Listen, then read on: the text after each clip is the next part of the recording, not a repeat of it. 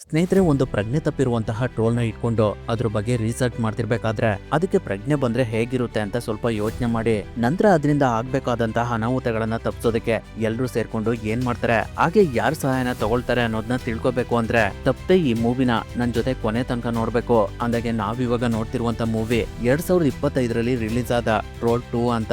ಖಂಡಿತವಾಗ್ಲೂ ಈ ಮೂವಿ ತುಂಬಾನೇ ಥ್ರಿಲ್ಲಿಂಗ್ ಮತ್ತೆ ಅಡ್ವೆಂಚರ್ ಆಗಿದೆ. ಅದರಿಂದ ಇನ್ನ ಜಾಸ್ತಿ ಟೈಮ್ ವೇಸ್ಟ್ ಮಾಡದೆ ಈ ಮೂವಿ ಸ್ಟೋರಿ ಒಳಗಡೆ ಎಂಟ್ರಿ ಆಗೋಣ. ಕತೆ ಶುರುವಾದಾಗ ಕಲ್ಲು ಮತ್ತೆ ಮಣ್ಣಿನಿಂದ ಸೃಷ್ಟಿಯಾಗಿರುವಂತಹ ಒಂದು ಹೃದಯನ ತೋರಿಸ್ತಾರೆ. ಅಂತ ಹೃದಯವನ್ನ ಪರ್ವತಗಳ ರಾಜರು ಹೊಂದಿರ್ತಾರೆ. ಅವರಿಗೇನೆ ಟ್ರೋಲ್ ಅಂತ ಕರೀತಾರೆ. ಹಲವು ವರ್ಷಗಳ ಕಾಲ ಮನುಷ್ಯರು ಮತ್ತೆ ಟ್ರೋಲ್ ದೀವುಗಳು ಒಟ್ಟಾಗಿ ವಾಸ ಮಾಡ್ತಾ ಇದ್ರು. ಅವಾಗ ಅವ್ರಗಳಲ್ಲಿ ಶಾಂತಿ, ಏಕತೆ ಮತ್ತೆ ಸೌಹಾರ್ದತೆ ಇತ್ತು. ಆದ್ರೆ ಅದಾದ ನಂತರ ಯುರೋಪಿನಲ್ಲಿ ಹೊಸ ಆಡಳಿತ ಪ್ರಾರಂಭವಾಗುತ್ತೆ. ಅವಾಗ ಸಾಯಿ ಧರ್ಮವನ್ನ ಹರಡುವಂತ ಕೆಲ್ಸನ ಒಬ್ಬ ರಾಜನಿಗೆ ವಹಿಸ್ತಾರೆ. ಅವನ ಹೆಸರು ಸೆಂಟ್ ಒಲಾಫ್ ಅಂತ.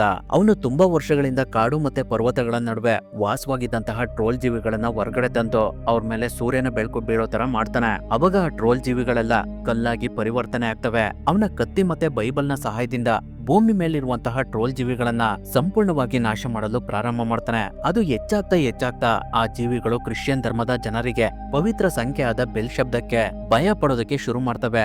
ದಿನ ಕಳಿತಾ ಸೆಂಟ್ ಒಲಾಫ್ ಆ ಟ್ರೋಲ್ ಜೀವಿಗಳನ್ನ ಸಂಪೂರ್ಣವಾಗಿ ನಾಶ ಮಾಡ್ಬಿಟ್ಟ ಅಂತ ನೋರ ತಂದೆ ನೋರಾಗೆ ಈ ಹಿಂದೆ ನಡೆದಂತಹ ಕಥೆನ ಹೇಳ್ತಿರ್ತಾರೆ. ಅವಾಗ ಅಲ್ಲಿಗೆ ಅವಳ ತಾಯಿ ಬಂದು, ನೋರಾ, ಇವಾಗ ಆಗ್ಲೇ ತುಂಬಾನೇ ಟೈಮ್ ಆಗಿದೆ, ಉಳ್ದಿದ್ ಕಥೆನ ನಾಳೆ ಕೇಳುವಂತೆ ಅಂತ ಹೇಳ್ತಾರೆ. ಅದರಿಂದ ಅವಳ ತಂದೆ ಕಥೆನ ಅರ್ಧಕ್ಕೆ ನಿಲ್ಸಿ ನೋರಾಗೆ ಮಗಳೇ ಅಂತ ಹೇಳಿ ಅವರು ಅಲ್ಲಿಂದ ಹೋಗ್ತಾರೆ. ಅದಾದ್ಮೇಲೆ 30 ವರ್ಷಗಳ ನಂತರ ಹಿಮ ಪರ್ವತಗಳ ಮಧ್ಯೆ ಇರುವಂತಹ ಒಂದು ಮನೆನ ತೋರಿಸ್ತಾರೆ. ಆ ಜಾಗಕ್ಕೆ ಸ್ಟೇನ್ ಬುಡ್ಲ್ಯಾನ್ ಅಂತ ಕರೀತಾರೆ. ಆ ಮನೆ ಒಳಗಡೆ ಯಾರೋ ಬಂದು ಯಾರನ್ನೋ ಹುಡುಕ್ತಾ ಇರ್ತಾರೆ. ಅವಾಗ ಅವ್ರ ಹಿಂದೆಯಿಂದ ಒಬ್ರು ಲೇಡಿ ಬಂದು ಅವ್ರ ಮೇಲೆ ಅಟ್ಯಾಕ್ ಮಾಡಿ ಅವರಿಗೆ ಒಂದು ಚಾಕುವಿನಿಂದ ಚುಚ್ಚೋದಕ್ಕೆ ನೋಡ್ತಾ ಇರ್ತಾರೆ. ಆ ಸಮಯದಲ್ಲಿ ಆ ಮನುಷ್ಯ, ನೋರ, ನನಗೆ ಏನು ಮಾಡ್ಬೇಡ, ನಾನು ಆಂಡ್ರಿಯಸ್ ಅಂತ ಹೇಳ್ತಾರೆ. ಅವಾಗ ನಮಗೆ ಗೊತ್ತಾಗುತ್ತೆ ಆ ಲೇಡಿ ಬೇರೆ ಯಾರು ಅಲ್ಲ, ಚಿಕ್ಕ ವಯಸ್ಸಿನಲ್ಲಿ ಅವಳ ತಂದೆ ಜೊತೆ ಟ್ರೋಲ್ ಜೀವಿಗಳ ಬಗ್ಗೆ ಕತೆ ಕೇಳ್ತಿದ್ದಲ್ಲ ಅವಳೇ ಇವಳು ಅಂತ. ಅವಳು ಆಂಡ್ರಿಯಸ್ ನ ನೋಡಿ, ಇಲ್ಲಿಗೆ ನೀನು ಯಾಕೆ ಬಂದೆ ಅಂತ ಕೇಳ್ತಾಳೆ. ಅದಕ್ಕೆ ಆಂಡ್ರಿಯಸ್, ನೀನು ಇಷ್ಟ ದಿನ ಈ ಜಾಗದಲ್ಲಿ ಒಬ್ಳೆ ಏನ್ ಮಾಡ್ತಿದ್ದೆ ಅಂತ ಹೇಳ್ತಾನೆ. ಅವಾಗ ನೋರಾ, ನನ್ಗೆ ಒಬ್ಬಂಟಿಯಾಗಿರೋದಕ್ಕೆ ತುಂಬಾನೇ ಇಷ್ಟ, ಅದಿರ್ಲಿ ನೀನ್ ಇಲ್ಲಿಗೆ ಯಾಕೆ ಬಂದೆ ಅದನ್ನೇ ಹೇಳು ಅಂತ ಕೇಳ್ತಾಳೆ. ಅದಕ್ಕೆ ಆಂಡ್ರಿಯಸ್, ನೀನ್ ನನ್ಗೆ ಮತ್ತೆ ಇನ್ನೊಂದು ಸಹಾಯ ಮಾಡ್ಬೇಕು ಅಂತ ಹೇಳಿ ಅವನು ಅವಳನ್ನ ಒಂದು ಹೆಲಿಕಾಪ್ಟರ್ ನಲ್ಲಿ ಹಾರ್ಜುಕರ್ ನಲ್ಲಿರುವಂತಹ ವೆಮೋರ್ ಪವರ್ ಸ್ಟೇಷನ್ ಹತ್ರ ಕರ್ಕೊಂಡ್ ಬರ್ತಾನೆ. ಅಲ್ಲಿ ಅವಳನ್ನ ಪ್ರೊಫೆಸರ್ ಮೋಲರ್ ಮತ್ತೆ ವ್ಯಾಂಗೆಲ್ ಇಬ್ರು ರಿಸೀವ್ ಮಾಡ್ಕೊಳ್ತಾರೆ. ಅವರು ನೋರಾಗೆ, ನಮ್ಮ ಕೊನೆ ಭೇಟಿ ಅಷ್ಟೊಂದು ಚೆನ್ನಾಗಿರ್ಲಿಲ್ಲ. ಅವತ್ತಿದ್ದಂತ ಸರ್ಕಾರ ತಮ್ಮ ಯೋಜನೆಗಳನ್ನ ರಹಸ್ಯವಾಗಿಡೋದಕ್ಕೆ ಹೇಳಿತ್ತು. ಅದರಿಂದ ನಾವು ಅಸಹಾಯಕರಾಗಿದ್ವಿ. ಆದ್ರೆ ರಹಸ್ಯಗಳನ್ನ ಜಾಸ್ತಿ ದಿನ ಮುಚ್ಚಿಡೋದಕ್ಕೆ ಸಾಧ್ಯ ಆಗೋದಿಲ್ಲ ಅಂತ ಹೇಳಿ ನೋರನ ಒಂದು ಜಾಗ ಕರ್ಕೊಂಡ್ ಬರ್ತಾರೆ. ಅಲ್ಲಿ ನೋರ ಏನೋ ನೋಡಿ ತುಂಬಾನೇ ಆಶ್ಚರ್ಯ ಪಡ್ತಿರ್ತಾಳೆ. ಯಾಕಂದ್ರೆ ಅವಳ ಮುಂದೆ ಒಂದು ಟ್ರೋಲ್ ಮೋನ್ಸ್ಟರ್ ಜೀವಿ ಇರುತ್ತೆ. 100 ವರ್ಷಗಳ ಹಿಂದೆ ಈ ಜೀವಿ ಅವ್ರಿಗೆ ಸಿಕ್ಕಿದೆ. ಅದಕ್ಕೆ ಅವರು ಜೋಟೂನ್ ಅಂತ ಹೆಸರಿಟ್ಟಿರ್ತಾರೆ. ಅದಿವಾಗ ಒಂದು ಕಲ್ಲಾಗಿ ಪರಿವರ್ತನೆ ಆಗಿದೆ. ಅದಕ್ಕೇನಾದ್ರೂ ಮತ್ತೆ ಪ್ರಜ್ಞೆ ಬಂದ್ರೆ ಅದನ್ನ ಮತ್ತೆ ಕಲ್ಲಾಗಿ ಪರಿವರ್ತನೆ ಮಾಡೋದಕ್ಕೆ ಅವರುಗಳು UV LED ಲೈಟ್ಸ್ ಗಳನ್ನ ಯೂಸ್ ಮಾಡ್ತಾ ಇರ್ತಾರೆ. ಅದನ್ನೆಲ್ಲ ನೋಡಿ ನೋರ ತುಂಬಾ ಆಶ್ಚರ್ಯದಿಂದ ಆಂಡ್ರಿಯಸ್ಗೆ ಇಲ್ಲಿ ಏನ್ ನಡೀತಿದೆ ಅಂತ ಕೇಳ್ತಿರ್ಬೇಕಾದ್ರೆ ಅಲ್ಲಿಗೆ ಮೋರಿಯನ್ ಬರ್ತಾರೆ. ಅವರು ಅಲ್ಲಿ ಪ್ರಾಜೆಕ್ಟ್ ಲೀಡರ್ ಆಗಿ ಕೆಲಸ ಮಾಡ್ತಿರ್ತಾರೆ. ಅವರಿಗೆ ನೋರಾ ಬಗ್ಗೆ ತುಂಬಾನೇ ಚೆನ್ನಾಗಿ ಗೊತ್ತಿರುತ್ತೆ. ಅದರಿಂದ ಅವರು ನೋರಾಗೆ ವಿಶ್ ಮಾಡ್ತಾರೆ. ಹಾಗೆ ಅವರು ನೋರಾಗೆ ಈ ಟ್ರೋಲ್ ಇನ್ನೂ ಸತ್ತಿಲ್ಲ, ಗಾಢವಾದ ನಿದ್ದೆಲಿದೆ ಅನ್ನೋದನ್ನ ತಿಳಿಸ್ತಾರೆ. ಅದೇ ರೀತಿ ಅವ್ರಗಳೆಲ್ಲ ಈ ಟ್ರೋಲ್ ಬಾಡಿ ಒಳಗಡೆ ಒಂದು ಹೃದಯ ತರ ಇದೆ. ಅದು ನಿರಂತರವಾಗಿ ಬಡ್ಕೊಳ್ತಾ ಇರುತ್ತೆ. ಅದರ ದೇಹ ತುಂಬಾನೇ ವಿಭಿನ್ನವಾಗಿದೆ. ಇದು ಮನುಷ್ಯನಿಗೆ ಹೋಲೋದಿಲ್ಲ ಅಂತ ಮಾತಾಡ್ಕೊಳ್ತಾ ಇರ್ತಾರೆ. ಅವಾಗ ನೋರಾಗೆ ಅವಳ ತಂದೆ ಹೇಳ್ತಿದ್ದಂತ ಕಥೆಗಳೆಲ್ಲ ನೆನಪಾಗೋದಕ್ಕೆ ಸ್ಟಾರ್ಟ್ ಆಗ್ತವೆ. ಅದರಿಂದ ಅವಳು ನಾನು ಇಲ್ಲಿಂದ ಹೋಗ್ತೀನಿ ಅಂತ ಹೇಳ್ತಿರ್ತಾಳೆ. ಅವಾಗ ಆಂಡ್ರಿಯಸ್ ಅವಳಿಗೆ, ಇಲ್ಲ ನೋರಾ, ನೀನ್ ನೋಡ್ಬೇಕಾಗಿರೋದು ಇನ್ನೂ ತುಂಬಾ ಬಾಕಿ ಇದೆ ಅಂತ ಹೇಳಿ ಅವಳನ್ನ ಅವನ ಆಫೀಸ್ ರೂಮ್ ಹತ್ರ ಕರ್ಕೊಂಡ್ ಬರ್ತಾನೆ. ಅಲ್ಲಿ ನೋರಾ ಸಿಗ್ಗಿನ ನೋಡಿ ತುಂಬಾನೇ ಆಶ್ಚರ್ಯ ಪಡ್ತಾಳೆ. ಅವಳು ಅಲ್ಲಿ ಸೆಕ್ಯೂರಿಟಿ ಟೀಮ್ ನಲ್ಲಿ ಕೆಲಸ ಮಾಡ್ತಿರ್ತಾಳೆ. ನೋರಾ ಮತ್ತೆ ಸಿಗ್ಗಿ ಇಬ್ರು ಒಳ್ಳೆ ಆತ್ಮೀಯ ಸ್ನೇಹಿತರಾಗಿರ್ತಾರೆ. ಅವಾಗ ಆಂಡ್ರಿಯಸ್ ನೋರಾಗೆ ಅವರಿಬ್ರು ಮದ್ವೆ ಆಗಿ ಸಿಗ್ಗಿ ಪ್ರೆಗ್ನೆಂಟ್ ಆಗಿರುವಂತ ವಿಷಯನ ಅವಳಿಗೆ ತಿಳಿಸ್ತಾನೆ. ಅದನ್ನ ಕೇಳಿ ನೋರಾಗೆ ತುಂಬಾನೇ ಖುಷಿ ಆಗ್ತಿರುತ್ತೆ. ನಂತರ ಆಂಡ್ರಿಯಸ್ ನೋರಾಗೆ ಟ್ರೋಲ್ಗೆ ಸಂಬಂಧಪಟ್ಟಂತಹ ಗ್ರಂಥಗಳು ಮತ್ತೆ ಅದರ ಅವಶೇಷಗಳನ್ನ ತೋರಿಸ್ತಾ ಇರ್ತಾನೆ. ಅಲ್ಲಿ 1030 ವರ್ಷ ಹಳೇದಾಗಿರುವಂತಹ ಟ್ರೋಲ್ ನಿಷೇಧ ಕಾಯ್ದೆ ಇರುತ್ತೆ. ಆ ಕಾಯ್ದೆನ ತಂದಿದ್ದು ಬೇರೆ ಯಾರೋ ಅಲ್ಲ, ಸೇಂಟ್ ಒಲಾಫ್. ಅದ್ರ ಸ್ವಲ್ಪ ಭಾಗ ಮಿಸ್ ಆಗಿರುತ್ತೆ. ಅದನ್ನ ನೋಡಿ ನೋರಾ ತುಂಬಾ ಆಶ್ಚರ್ಯ ಪಡ್ತಿರ್ತಾಳೆ. ಹಾಗೆ ಅವಳಿಗೆ ಅವಳ ತಂದೆ ಹೇಳ್ತಿದ್ದಂತ ಕಥೆಗಳು 100% ಸತ್ಯ ಅಂತ ಅನಿಸ್ತಾ ಇರುತ್ತೆ. ಅವಾಗ ಅಲ್ಲಿಗೆ ಪ್ರೊಫೆಸರ್ ಮೋಲರ್ ಮತ್ತೆ ವ್ಯಾಂಗೆಲ್ ಬಂದು, ಈ ಟ್ರೋಲ್ ತರನೇ ಹೊರಗಡೆ ಇನ್ನೂ ತುಂಬಾ ಟ್ರೋಲ್ಗಳು ಮುಕ್ತವಾಗಿ ವಾಸವಾಗಿರಬಹುದು. ಅದ್ರ ಬಗ್ಗೆ ನಮ್ಗೆ ಇನ್ನೂ ಜಾಸ್ತಿ ಮಾಹಿತಿ ಬೇಕಾಗಿದೆ. ಹಾಗಾಗಿ ನೀನ್ ನಮ್ಗೆ ಸಹಾಯ ಮಾಡ್ಬೇಕು ಅಂತ ಕೇಳ್ತಾರೆ. ಅದಕ್ಕೆ ನೋರಾಗೆ ಏನ್ ಹೇಳ್ಬೇಕು ಅಂತಾನೆ ಗೊತ್ತಾಗ್ತಾ ಇರೋದಿಲ್ಲ. ಅದರಿಂದ ಅವಳು ನನಗೆ ಯೋಚನೆ ಮಾಡೋದಕ್ಕೆ ಸ್ವಲ್ಪ ಟೈಮ್ ಕೊಡಿ ಅಂತ ಹೇಳಿ ಬಾತ್ರೂಮ್ ಎಲ್ಲಿದೆ ಅಂತ ಕೇಳ್ಕೊಂಡು ಅಲ್ಲಿಂದ ಹೋಗ್ತಾ ಇರ್ತಾಳೆ. ಆದ್ರೆ ಅವಳು ಬಾತ್ರೂಮ್ ಒಳಗಡೆ ಹೋಗೋದಿಲ್ಲ. ಯಾರಿಗೂ ಗೊತ್ತಾಗ್ದಿರೋ ಹಾಗೆ ಒಂದು ಲಿಫ್ಟ್ ಮೂಲಕ ಟ್ರೋಲ್ ಹತ್ರ ಬರ್ತಾಳೆ. ಅದನ್ನ ಹತ್ರದಿಂದ ನೋಡಿ ಅವಳಿಗೆ ತುಂಬಾನೇ ಭಯ ಆಗ್ತಿರುತ್ತೆ. ಆದ್ರೂ ಕೂಡ ಅವಳು ತುಂಬಾನೇ ಧೈರ್ಯ ಮಾಡಿ ಆ ಟ್ರೋಲ್ ನ ಟಚ್ ಮಾಡ್ತಾ ಒಂದು ಸಾಂಗ್ ಆಡೋದಕ್ಕೆ ಸ್ಟಾರ್ಟ್ ಮಾಡ್ತಾಳೆ. ಅವಾಗ ಆ ಟ್ರೋಲ್ ನಲ್ಲಿ ಕೆಲವು ಬದಲಾವಣೆಗಳಾಗೋದಕ್ಕೆ ಸ್ಟಾರ್ಟ್ ಆಗುತ್ತೆ. ಯಾಕಂದ್ರೆ ನೋರಾ ಆಡ್ತಿದ್ದಂತ ಶಬ್ದನ ಕೇಳಿ ಗಾಢವಾಗಿ ನಿದ್ದೆಲಿದ್ದಂತಹ ಟ್ರೋಲ್ಗೆ ಪ್ರಜ್ಞೆ ಬಂದ್ಬಿಡುತ್ತೆ. ಅದರಿಂದ ನೋರಾಗೆ ತುಂಬಾ ಖುಷಿ ಆಗ್ತಿರುತ್ತೆ. ಅದನ್ನ ನೋಡಿ ಪ್ರೊಫೆಸರ್ ಮೋಲರ್ ಸೆಕ್ಯೂರಿಟಿ ಟೀಮ್ಗೆ ಬೇಗ ಬೇಗ LV ಲೈಟ್ಸ್ ಗಳನ್ನ ರೆಡಿ ಮಾಡ್ಕೊಳ್ಳಿ ಅಂತ ಹೇಳ್ತಿರ್ತಾರೆ. ಇನ್ನೇನ್ ಅವ್ರುಗಳು ಆ ಲೈಟ್ಸ್ ಗಳನ್ನ ಆನ್ ಮಾಡ್ಬೇಕು. ಅಷ್ಟರಲ್ಲಿ ಮೋರಿಯನ್ ಅವ್ರಿಗೆ ಹಾಗ್ ಮಾಡ್ಬಿಡಿ, ಈ ಟ್ರೋಲ್ಗೆ ಪ್ರಜ್ಞೆ ಬರೋದಕ್ಕೆ ಸಾಧ್ಯನೇ ಇರ್ಲಿಲ್ಲ. ಇವಾಗ ಇದನ್ನ ನಿಭಾಯಿಸೋದು ತುಂಬಾನೇ ಕಷ್ಟ ಅಂತ ಹೇಳ್ತಿರ್ತಾಳೆ. ಆದ್ರೂ ಕೂಡ ಪ್ರೊಫೆಸರ್ ಲೈಟ್ಸ್ ಗಳನ್ನ ಆನ್ ಮಾಡಿ ಅಂತ ಹೇಳ್ತಿರ್ತಾರೆ. ಅವಾಗ ಮೋರಿಯನ್ ಆ ಲೈಟ್ಸ್ ಕಂಟ್ರೋಲ್ ಪ್ಯಾನಲ್ ಮೇಲೆ ಕಾಫಿ ಚೆಲ್ಲಿ ಅದನ್ನ ಹಾಳ್ ಮಾಡ್ಬಿಡ್ತಾಳೆ. ಹಾಗಾಗಿ ಲೈಟ್ಸ್ ಗಳೆಲ್ಲ ಆಫ್ ಆಗ್ಬಿಡ್ತವೆ. ಅಷ್ಟರಲ್ಲಿ ಟ್ರೋಲ್ ಅದು ಕಟ್ಟಿರುವಂತ ಚೈನ್ ಬಿಚ್ಕೊಳ್ಳೋದಕ್ಕೆ ಟ್ರೈ ಮಾಡ್ತಿರುತ್ತೆ. ಅದನ್ನ ನೋಡಿ ನೋರಾ ಅಲ್ಲಿಂದ ಕೆಳಗಡೆ ಹೋಗೋದಕ್ಕೆ ಅಂತ ಲಿಫ್ಟ್ ಒಳಗಡೆ ಹೋಗ್ಬಿಡ್ತಾಳೆ. ಆದ್ರೆ ಅಷ್ಟರಲ್ಲಿ ಟ್ರೋಲ್ ಕೈ ಬಂದು ಕರೆಕ್ಟ್ ಆಗಿ ನೋರಾ ಇದ್ದಂತಹ ಲಿಫ್ಟ್ ಗೆನೆ ಟಚ್ ಆಗ್ಬಿಡುತ್ತೆ. ಅದರಿಂದ ಲಿಫ್ಟ್ ಹೋಗಿ ಕೆಳಗಡೆ ಬಿದ್ದೋಗುತ್ತೆ. ಅದೃಷ್ಟವಶಾತ್ ನೋರಾಗೆ ಏನು ಆಗೋದಿಲ್ಲ. ಅವಳನ್ನ ಆಂಡ್ರೆಸ್ ಲಿಫ್ಟ್ ಇಂದ ಹೊರಗಡೆ ಕರ್ಕೊಂಡು ಅಲ್ಲಿಂದ ಹೊರಗಡೆ ಹೋಗ್ತಾ ಇರ್ತಾನೆ. ಅವ್ರುಗಳೆಲ್ಲ ಹೊರಗಡೆ ಬರೋಷ್ಟಲ್ಲೇ ಟ್ರೋಲ್ ಆ ಬಿಲ್ಡಿಂಗ್ ನ ಹೊಡ್ಕೊಂಡು ಹೊರಗಡೆ ಬಂದು ಅಲ್ಲಿಂದ ಹೋಗ್ತಾ ಇರುತ್ತೆ. ಸ್ನೇಹಿತರೆ, ಈ ಟ್ರೋಲ್ ಗಳಿಗೆ ಸೂರ್ಯನ ಬೆಳಕು ಆಗೋದಿಲ್ಲ. ಅದರಿಂದ ಅವುಗಳು ಹಿಮಾಲಯ ಪರ್ವತಗಳ ಮಧ್ಯೆ ಜೀವಿಸೋದಕ್ಕೆ ಇಷ್ಟಪಡ್ತವೆ. ಇವನ ಹೆಸರು ಮೇಜರ್ ಕ್ರಿಸ್ಟಫರ್ ಅಂತ. ಅವನು ನೋರಾ ಆಂಡ್ರೆಸ್ ಮತ್ತೆ ಮೋರಿನ್ ರಿಸೀವ್ ಮಾಡ್ಕೊಳ್ಳೋದಕ್ಕೆ ಅಂತ ಬಂದಿರ್ತಾನೆ. ಅವ್ರಗಳ ಜೊತೆ ಸಿಗ್ಗಿ ಕೂಡ ಇರ್ತಾಳೆ. ಕ್ರಿಸ್ಟಫರ್ ಎಲ್ಲರನ್ನೂ ನೋಡಿ ತುಂಬಾ ಖುಷಿ ಪಡ್ತಿರ್ತಾನೆ. ಸ್ವಲ್ಪ ಸಮಯದ ನಂತರ ಅವ್ರುಗಳೆಲ್ಲ ಒಂದು ಜಾಗಕ್ಕೆ ಬಂದು ತಲುಪ್ತಾರೆ. ಅವಾಗ ಅಲ್ಲಿ ನೋರಾ ಮೋರಿಯನ್ಗೆ ನೀವುಗಳು ಟ್ರೋಲ್ ನ ಪ್ರಾಣಿ ತರ ಟ್ರೀಟ್ ಮಾಡ್ತಾ ಇದೀರಾ ಅಂತ ಜಗಳ ಮಾಡ್ತಿರ್ತಾಳೆ. ಅಷ್ಟರಲ್ಲಿ ಅಲ್ಲಿಗೆ ಪ್ರೈಮ್ ಮಿನಿಸ್ಟರ್ ಬರ್ತಾರೆ. ನಂತರ ಅವ್ರುಗಳೆಲ್ಲ ಸೇರ್ಕೊಂಡು ಒಂದು ಮೀಟಿಂಗ್ ಮಾಡೋದಕ್ಕೆ ಸ್ಟಾರ್ಟ್ ಮಾಡ್ತಾರೆ. ಅವಾಗ ಪ್ರೈಮ್ ಮಿನಿಸ್ಟರ್ ಎಲ್ಲರಿಗೂ ನನಗ್ ಗೊತ್ತಿದೆ ಈ ಯೋಜನೆ ತುಂಬಾ ಅಪಾಯಕಾರಿ ಅಂತ. ಅದಕ್ಕೆ ಇವತ್ತಾಗಿರುವಂತಹ ಘಟನೆನೇ ಸಾಕ್ಷಿ. ನಾವಿವಾಗ ನಮ್ಮ ಜನಗಳನ್ನ ರಕ್ಷಣೆ ಮಾಡ್ಬೇಕಾಗಿದೆ. ಆದ್ರಿಂದ ಆದಷ್ಟು ಬೇಗ ಆ ಟ್ರೋಲ್ ನ ಸಾಯಿಸ್ಬಿಡಿ ಅಂತ ಹೇಳ್ತಾರೆ. ಅವಾಗ ಅದಕ್ಕೆ ನೋರಾ ಆಪೋಸ್ ಮಾಡ್ತಾಳೆ. ಈ ಹಿಂದೆ ಮಾಡಿದಂತ ತಪ್ಪನೆ ಮತ್ತೆ ಮಾಡೋದಕ್ಕೆ ಹೊರಟಿದ್ದೀರಾ. ನಮ್ಮಿಂದ ಒಂದು ಮುಗ್ಧ ಟ್ರೋಲ್ ಈ ಹಿಂದೆ ಕಲ್ಲಾಗಿ ಮಾರ್ಪಟ್ಟಿದೆ ಅಂತ ಹೇಳ್ತಿರ್ತಾಳೆ. ಆದ್ರೂ ಕೂಡ ಅವರು ಅವಳ ಮಾತನ್ನ ಕೇಳೋದಿಲ್ಲ. ಪ್ರೆಸಿಡೆಂಟ್ ಮೇಜರ್ ಕ್ರಿಸ್ಗೆ ಟ್ರೋಲ್ ನ ಸಾಯಿಸೋದಕ್ಕೆ ಒಂದು ಟೀಮ್ ನ ರೆಡಿ ಮಾಡಿ ಅಂತ ಹೇಳಿ ಅವರು ಅಲ್ಲಿಂದ ಹೋಗ್ತಾರೆ. ಅದರಿಂದ ನೋರಾಗೆ ತುಂಬಾನೇ ಬೇಜಾರಾಗ್ತಿರುತ್ತೆ. ಅವಾಗ ಅಲ್ಲಿಗೆ ಆಂಡ್ರೆಸ್ ಬಂದು ನೋರಾಗೆ ಸಮಾಧಾನ ಮಾಡ್ತಿರ್ತಾನೆ. ಅದಾದ್ಮೇಲೆ ನೋರಾ ಕ್ರಿಸ್ಟಫರ್ ಹತ್ರ ಬಂದು ಅವನ ಮನಸ್ಸನ್ನ ಚೇಂಜ್ ಮಾಡೋದಕ್ಕೆ ನೋಡ್ತಾಳೆ. ಆದ್ರೆ ಅವನು ಅವಳ ಮಾತನ್ನ ಕೇಳೋದಿಲ್ಲ. ಅವಾಗ ನೋರಾ ಅವನಿಗೆ ನನ್ನನ್ನ ನಿನ್ ಜೊತೆ ಕರ್ಕೊಂಡು ಹೋಗು ಅಂತ ಹೇಳ್ತಾಳೆ. ಅದಕ್ಕೂ ಕೂಡ ಅವನು ಒಪ್ಪೋದಿಲ್ಲ. ಆದ್ರೂ ನೋರಾ ಬಿಡೋದಿಲ್ಲ. ಹೇಗಾದ್ರೂ ಮಾಡಿ ತುಂಬಾನೇ ರಿಕ್ವೆಸ್ಟ್ ಮಾಡ್ಕೊಂಡು ಕ್ರಿಸ್ಟಫರ್ ನ ಒಪ್ಪಿಸ್ತಾಳೆ. ನಂತರ ಅವ್ರುಗಳು EV LED ಲೈಟ್ಸ್ ಗಳಿರುವಂತಹ ಒಂದು ಹೆಲಿಕಾಪ್ಟರ್ ನ ತಗೊಂಡೋಗೋದಕ್ಕೆ ರೆಡಿ ಮಾಡ್ಕೊಳ್ತಾ ಇರ್ತಾರೆ. ಅವಾಗ ಅಲ್ಲಿಗೆ ಮೋರಿಯನ್ ಬಂದು ನಾನು ಕೂಡ ನಿಮ್ಗಳ ಜೊತೆ ಬರ್ಬಹುದಾ ಅಂತ ಕೇಳ್ತಾಳೆ. ಅದಕ್ಕೆ ಕ್ರಿಸ್ ಏನು ಮಾತಾಡ್ದೆ ಹಾ ಬನ್ನಿ ಅಂತ ಹೇಳ್ತಾನೆ. ಸ್ನೇಹಿತರೆ, ಕ್ರಿಸ್ಗೆ ಮೋರಿಯನ್ ಮೇಲೆ ಒಳೊಳಗೆ ಕ್ರಶ್ ಆಗಿರುತ್ತೆ. ಅದೇ ಸಮಯದಲ್ಲಿ ಇನ್ನೊಂದ್ ಕಡೆ ಆಂಡ್ರೆಸ್ ತನ್ನ ವೈಫ್ ಆದ ಸಿಗ್ಗಿಗೆ ಮಗುನ ಚೆನ್ನಾಗಿ ನೋಡ್ಕೊ ಅಂತ ಹೇಳ್ತಿರ್ತಾನೆ. ಅದಾದ್ಮೇಲೆ ಎಲ್ರು ಹೆಲಿಕಾಪ್ಟರ್ ಗಳನ್ನ ತಗೊಂಡು ಟ್ರೋಲ್ ನ ಕಲ್ಲಿನ ರೀತಿ ಪರಿವರ್ತನೆ ಮಾಡೋದಕ್ಕೆ ಅಂತ ಹೊರಡ್ತಾರೆ. ಅವಾಗ ನಮ್ಗೆ ಒಂದು ರೆಸಾರ್ಟ್ ನ ತೋರಿಸ್ತಾರೆ. ಅಲ್ಲಿ ಜನಗಳು ತುಂಬಾನೇ ಎಂಜಾಯ್ ಮಾಡ್ತಾ ಇರ್ತಾರೆ. ಆದ್ರೆ ಆ ಸಮಯದಲ್ಲಿ ಅವ್ರಿರುವಂತಹ ಜಾಗ ಶೇಕ್ ಆಗೋದಕ್ಕೆ ಸ್ಟಾರ್ಟ್ ಆಗುತ್ತೆ. ಆದ್ರಿಂದ ಎಲ್ರು ತುಂಬಾ ಆಶ್ಚರ್ಯದಿಂದ ಇಲ್ಲಿ ಏನಾಗ್ತಿದೆ ಅಂತ ನೋಡ್ತಿರ್ಬೇಕಾದ್ರೆ ಅಲ್ಲಿಗೆ ಟ್ರೋಲ್ ಬಂದ್ಬಿಡುತ್ತೆ. ಅದನ್ನ ನೋಡಿ ಕೆಲವರು ತುಂಬಾನೇ ಭಯ ಪಡ್ಕೊಳ್ತಾ ಇರ್ತಾರೆ.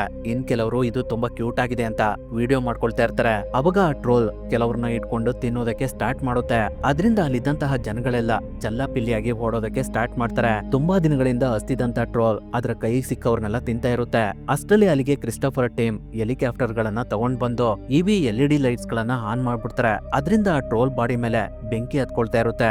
ಹಾಗಾಗಿ ಆ ಟ್ರೋಲ್ಗೆ ತುಂಬಾ ಕೋಪ ಬಂದು ಅಲ್ಲಿ ಪಕ್ಕದಲ್ಲಿದ್ದಂತಹ ಸ್ಟ್ರೀಟ್ ಲೈಟ್ ಕಂಬನ ತೆಗೆದು ಹೆಲಿಕಾಪ್ಟರ್ ಕಡೆ ಎಸೆಯುತ್ತೆ. ಅದು ಅಮೀರ್ ಇದ್ದಂತಹ ಹೆಲಿಕಾಪ್ಟರ್ ಗೆ ಟಚ್ ಆಗ್ಬಿಡುತ್ತೆ. ಅದರಿಂದ ಆ ಹೆಲಿಕಾಪ್ಟರ್ ಕೆಳಗಡೆ ಬಿದ್ದು ಕ್ರಾಶ್ ಆಗ್ಬಿಡುತ್ತೆ. ಅದನ್ನ ನೋಡಿ ಕ್ರಿಸ್ಟಫರ್ ಗೆ ತುಂಬಾ ಬೇಜಾರಾಗ್ತಿರುತ್ತೆ. ಅಮೀರ್ ಮತ್ತೆ ಕ್ರಿಸ್ ಇಬ್ರು ತುಂಬಾನೇ ಒಳ್ಳೆ ಫ್ರೆಂಡ್ಸ್ ಆಗಿರ್ತಾರೆ. ಆ ಬೇಜಾರದಲ್ಲಿ ಅವನು ಅವ್ರುಗಳಿರುವಂತಹ ಹೆಲಿಕಾಪ್ಟರ್ ನ ಟ್ರೋಲ್ ಹತ್ರನೇ ತಗೊಂಡ್ ಹೋಗ್ತಾ ಇರ್ತಾನೆ. ಅವಾಗ ಅವನಿಗೆ ನೋರಾ ಸಮಾಧಾನ ಮಾಡ್ತಿರ್ತಾಳೆ. ಕೋಪದಲ್ಲಿ ಯಾವುದೇ ನಿರ್ಧಾರ ತಗೊಳ್ಬೇಡ ಅಂತ ಹೇಳ್ತಿರ್ತಾಳೆ. ಅಷ್ಟರಲ್ಲಿ ಆ ಟ್ರೋಲ್ ಅವ್ರುಗಳನ್ನ ನೋಡಿ ಒಂದು ಗರ್ಜನೆ ಮಾಡುತ್ತೆ. ನಂತರ ಅದು ಅವ್ರುಗಳಿಗೆ ಏನು ತೊಂದರೆ ಮಾಡದೆ ಅಲ್ಲಿಂದ ಹೋಗ್ತಾ ಇರುತ್ತೆ. ಹಾಗಾಗಿ ಅವ್ರುಗಳು ವಾಪಸ್ ಬರ್ತಾರೆ. ಅದಾದ್ಮೇಲೆ ಅವ್ರುಗಳೆಲ್ಲ ಹೆಲಿಕಾಪ್ಟರ್ ಕ್ರಾಶ್ ಆಗಿರುವಂತಹ ಜಾಗಕ್ಕೆ ಬಂದು ಅಮೀರ್ನ ನೆನ್ಪ್ ಮಾಡ್ಕೊಂಡು ತುಂಬಾ ದುಃಖ ಪಡ್ತಿರ್ತಾರೆ. ಅವಾಗ ಮೌರಿನ್ ಈ ಟ್ರೋಲ್ಗಳು ಇಷ್ಟೊಂದು ಖತರ್ನಾಕ್ ಅಂತ ನನಗೆ ನನಗೆ ಗೊತ್ತಿರ್ಲಿಲ್ಲ ಅಂತ ಹೇಳ್ತಿರ್ತಾಳೆ. ಅದನ್ನ ಕೇಳಿಸ್ಕೊಂಡು ನೋರಾ ಎಲ್ಲ ಟ್ರೋಲ್ಗಳು ಇದೇ ತರ ಇರೋದಿಲ್ಲ, ಮನುಷ್ಯರು ಈ ಟ್ರೋಲ್ಗಳನ್ನ ರಾಕ್ಷಸರನ್ನಾಗಿ ಕನ್ವರ್ಟ್ ಮಾಡಿದ್ದಾರೆ ಅಂತ ಹೇಳ್ತಿರ್ತಾಳೆ. ಅವಾಗ ಆಂಡ್ರಿಯಸ್ ಅವಳಿಗೆ ನಾವು ಆ ಟ್ರೋಲ್ಗಳ ಜೊತೆ ಮಾತಾಡೋದಕ್ಕೆ ಸಾಧ್ಯನಾ ಅಂತ ಕೇಳ್ತಾನೆ. ಅದಕ್ಕೆ ನೋರಾ ಖಂಡಿತವಾಗ್ಲೂ ಮಾತಾಡಬಹುದು ಅಂತ ಹೇಳಿ ಅವ್ರಗಳನ್ನೆಲ್ಲ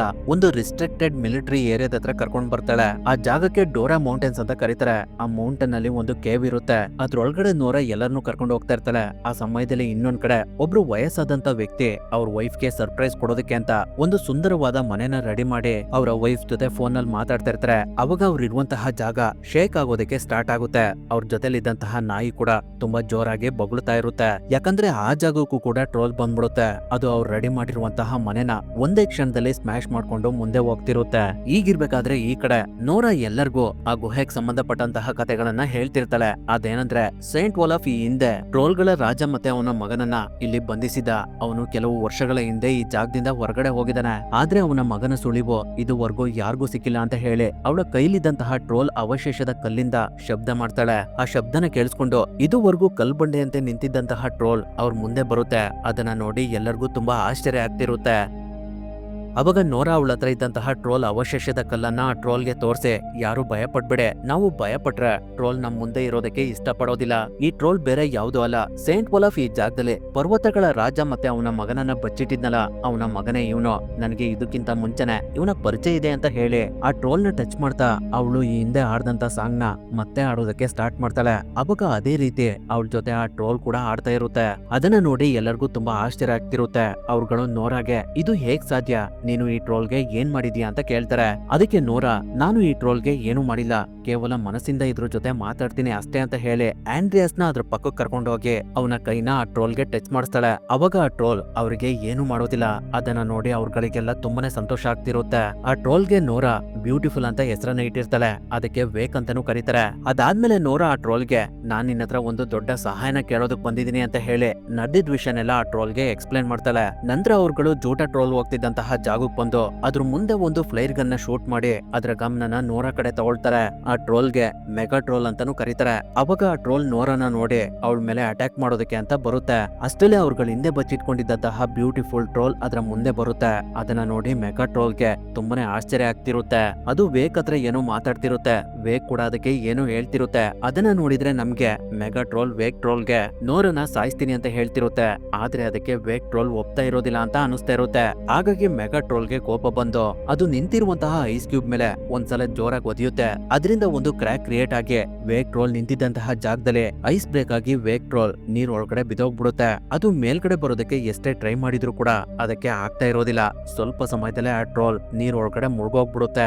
ಅವಾಗ ಮೆಗಾ ಟ್ರೋಲ್ ನೋರಾ ಮೇಲೆ ಅಟ್ಯಾಕ್ ಮಾಡೋದಕ್ಕೆ ಅಂತ ಬರುತ್ತೆ. ಅದರಿಂದ ಅವ್ರುಗಳು ಓಡ್ ಬಂದು ಹೆಲಿಕಾಪ್ಟರ್ ಒಳಗಡೆ ಹೋಗಿ ಅದನ್ನ ಫ್ಲೈ ಮಾಡ್ಕೊಂಡು ಅಲ್ಲಿಂದ ಹೋಗ್ತಾ ಇರ್ತಾರೆ. ಇನ್ನೇನು ಆ ಟ್ರೋಲ್ ಹೆಲಿಕಾಪ್ಟರ್ಗೆ ಹೊಡಿಬೇಕು, ಸ್ವಲ್ಪದ್ರಲ್ಲಿ ಆ ಹೆಲಿಕಾಪ್ಟರ್ ಮಿಸ್ ಆಗ್ಬಿಡುತ್ತೆ. ಹಾಗಾಗಿ ಎಲ್ರು ಆ ಟ್ರೋಲ್ ಇಂದ ಬಚಾವಾಗ್ತಾರೆ. ವೇಕ್ ಟ್ರೋಲ್ ನೀರೊಳಗಡೆ ಮುಳುಗಿದ್ರಿಂದ ನೋರಾಗೆ ತುಂಬಾನೇ ನೋವಾಗ್ತಿರುತ್ತೆ. ಅದಾದ್ಮೇಲೆ ಅವ್ರುಗಳು ಹೆಲಿಕಾಪ್ಟರ್ಗೆ ಫ್ಯೂಲ್ ತುಂಬಿಸೋದಕ್ಕೆ ಅಂತ ಡೋವೇರ್ ಮೌಂಟೇನ್ಸ್ ಹತ್ರ ಇರುವಂತಹ ಡೋಂಬೆಸ್ ಏರ್ ಆಂಬ್ಯುಲೆನ್ಸ್ ಬೇಸ್ ಹತ್ರ ಬರ್ತಾರೆ. ಅಲ್ಲಿ ಅವ್ರುಗಳು ಮೆಗಾ ಟ್ರೋಲ್ ಹೋಗ್ತಿದ್ದಂತಹ ದಾರಿನ ಅಬ್ಸರ್ವ್ ಮಾಡ್ತಿರ್ತಾರೆ. ಅವಾಗ ಅವ್ರುಗಳಿಗೆ ಆ ಟ್ರೋಲ್ ಸೈಂಟ್ ಒಲಾಫ್ ವಾಸವಾಗಿದ್ದಂತಹ ಟ್ರೋಂಡೈಮ್ ಕಡೆ ಹೋಗ್ತಿದೆ ಅನ್ನೋದು ಗೊತ್ತಾಗುತ್ತೆ.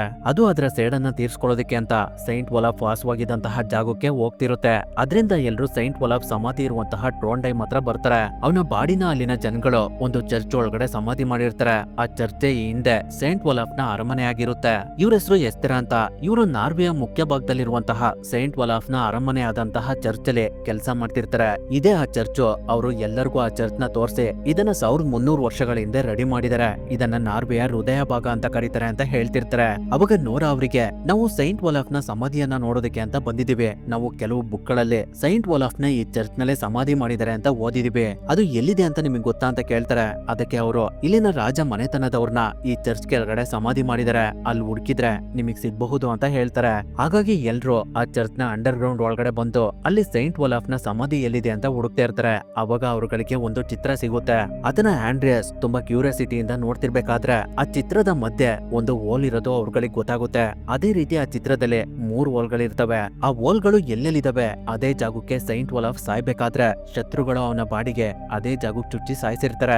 ನಂತರ ಅವ್ರುಗಳು ಆ 3 ವಾಲ್ಗಳಿಗೆ ಒಂದೊಂದು ಕಟ್ಟಿಗೆನ ಹಾಕಿ ಟ್ವಿಸ್ಟ್ ಮಾಡಿದಾಗ ಆ ಜಾಗದಲ್ಲಿ ರಹಸ್ಯವಾಗಿದ್ದಂತಹ ಒಂದು ಡೋರು ಓಪನ್ ಆಗುತ್ತೆ. ಆ ಜಾಗನ ನೋಡಿದಾಗ ನೋರಾಗೆ ಸೈಂಟ್ ಒಲಾಫ್ನ ಆ ಜಾಗದಲ್ಲೇ ಸಮಾಧಿ ಮಾಡಿರಬಹುದು ಅಂತ ಡೌಟ್ ಬರುತ್ತೆ. ಹಾಗಾಗಿ ಎಲ್ರೂ ಅದ್ರೊಳಗಡೆ ಹೋಗ್ತಾರೆ. ಅವ್ರುಗಳು ಸ್ವಲ್ಪ ದೂರ ಹೋದ್ ಕೂಡ್ಲೆ ಒಂದು ಜಾಗದಲ್ಲಿ ಅವ್ರಿಗೆ ಒಂದು ಸಮಾಧಿ ಕಾಣುತ್ತೆ. ಅದ್ರ ಸುತ್ತ ತುಂಬಾನೇ ನೀರಿರುತ್ತೆ. ಆ ಜಾಗ ಒಂದು ಕಾಲದಲ್ಲಿ ಸೈಂಟ್ ಒಲಾಫ್ ಅರಮನೆಯ ಜೈಲಾಗಿತ್ತು ಅನ್ನೋದು ಅವ್ರಗಳಿಗೆ ಅರ್ಥ ಆಗುತ್ತೆ.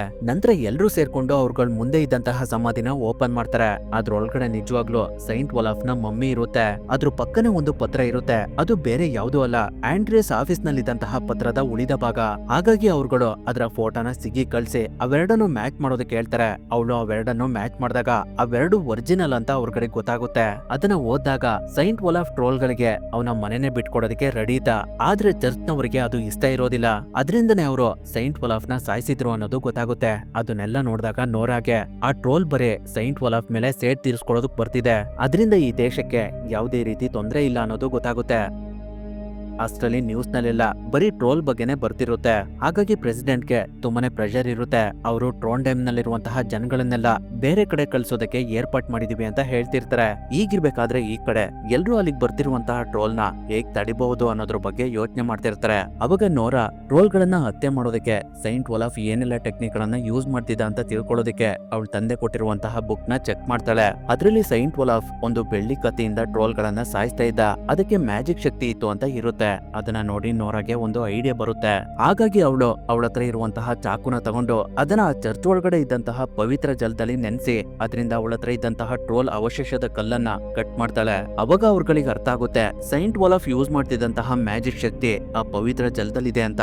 ಆದ್ರೆ ಅವ್ರುಗಳು ಟ್ರೋಲ್ ನ ಸಾಯಿಸೋದಕ್ಕೆ ಆ ಪವಿತ್ರ ಜಲ ತುಂಬಾನೇ ಬೇಕಾಗಿರುತ್ತೆ. ಅಷ್ಟೊಂದು ಜಲ ಎಲ್ಲಿರ್ಬಹುದು ಅಂತ ಎಲ್ರು ಯೋಚನೆ ಮಾಡ್ತಿರ್ಬೇಕಾದ್ರೆ ಎಸ್ತೆರ ಅವ್ರಗಳಿಗೆ ಈ ಚರ್ಚ್ ಕೆಳಗಡೆ ಇರುವಂತಹ ನದಿ ಅತ್ಯಂತ ಮಾಂತ್ರಿಕ ಮತ್ತೆ ಪ್ರಾಚೀನ ಸರೋವರಗಳಲ್ಲಿ ಒಂದಾಗಿದೆ. ಈ ನೀರ್ನ ಅಲ್ಲಿಂದನೇ ತಂದಿರೋದು, ಅದನ್ನ ನಾವು ಯೂಸ್ ಮಾಡಬಹುದು ಅಂತ ಹೇಳ್ತಾರೆ. ಆದ್ರೆ ಆ ನೀರ್ನ ಕಲೆಕ್ಟ್ ಮಾಡೋದಕ್ಕೆ ತುಂಬಾ ಜನಗಳ ಸಹಾಯ ಬೇಕಾಗಿರುತ್ತೆ. ಅದರಿಂದ ಅವ್ರುಗಳು ಸಿಟಿ ಒಳಗಡೆ ಬಂದು ಅಲ್ಲಿದ್ದಂತಹ ಜನಗಳಿಗೆ ಎಲ್ರು ನಮ್ಮ ಮಾತನ್ನ ಕೇಳಿ ನಮ್ಮ ಸಿಟಿ ಇವಾಗ ತೊಂದ್ರೆಲಿದೆ, ನಾವೆಲ್ಲ ಸೇರಿ ಅದನ್ನ ಕಾಪಾಡ್ಕೊಳ್ಬೇಕು. ಒಂದು ಟ್ರೋಲ್ ಈ ಸಿಟಿನ ನಾಶ ಮಾಡೋದಕ್ಕೆ ಅಂತ ಬರ್ತಿದೆ. ಅದನ್ನ ನಾವು ನಾಶ ಮಾಡೋದಕ್ಕೆ ನಮ್ಗೆ ನಿಮ್ಮೆಲ್ಲರ ಸಹಾಯ ಬೇಕಾಗಿದೆ.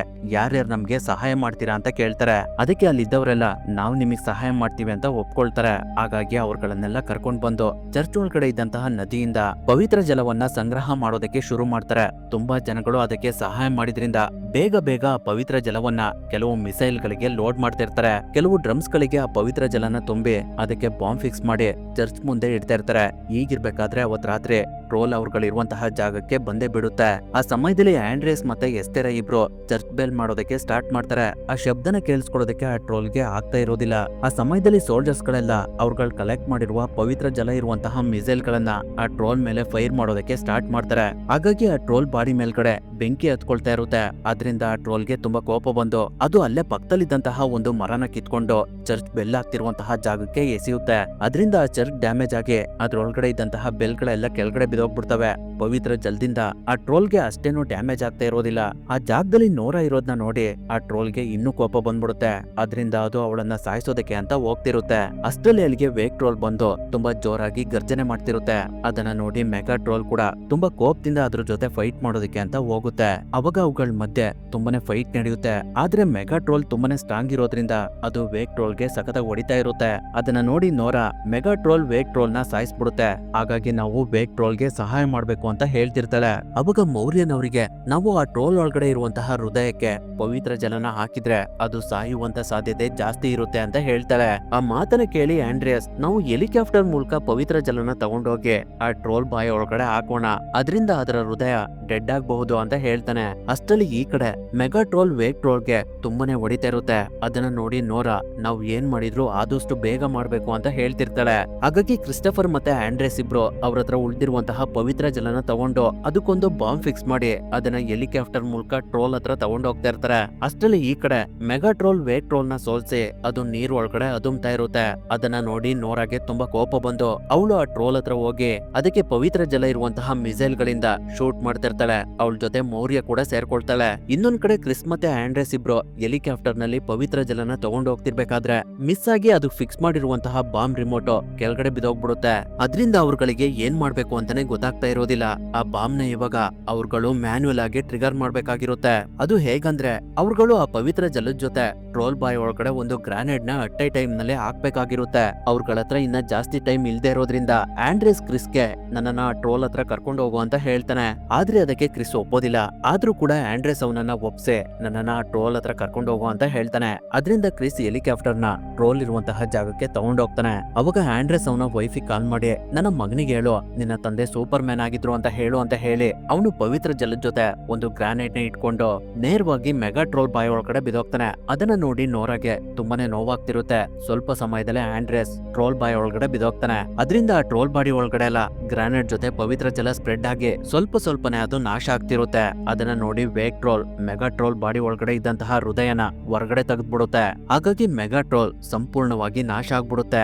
ಆಂಡ್ರೆಸ್ ಮಾಡಿದಂತಹ ತ್ಯಾಗನ ನೋಡಿ ಎಲ್ಲರಿಗೂ ತುಂಬಾನೇ ದುಃಖ ಆಗ್ತಿರುತ್ತೆ. ಅದಾದ್ಮೇಲೆ ಸ್ವಲ್ಪ ದಿನ ಕಳಿತವೆ. ಡ್ಯಾಮೇಜ್ ಆಗಿರುವಂತಹ ಚರ್ಚ್ ನ ಸಂಪೂರ್ಣವಾಗಿ ಮತ್ತೆ ರೆಡಿ ಮಾಡ್ತಿರ್ತಾರೆ. ಸಿಗ್ಗಿಗೆ ಒಂದೊಳ್ಳೆ ಮಗು ಆಗಿರುತ್ತೆ. ಅದನ್ನ ನೋಡಿ ಅವಳ ನೋವನ್ನೆಲ್ಲ ಮರಿತಾ ಇರ್ತಾಳೆ. ಅವಳಿಗೆ ಬೇಜಾರಾಗ್ಬಾರ್ದು ಅಂತ ಎಲ್ರು ಅವಳ ಮನೆಗೆ ಅವಾಗವಾಗ ಭೇಟಿ ಕೊಡ್ತಾ ಇರ್ತಾರೆ.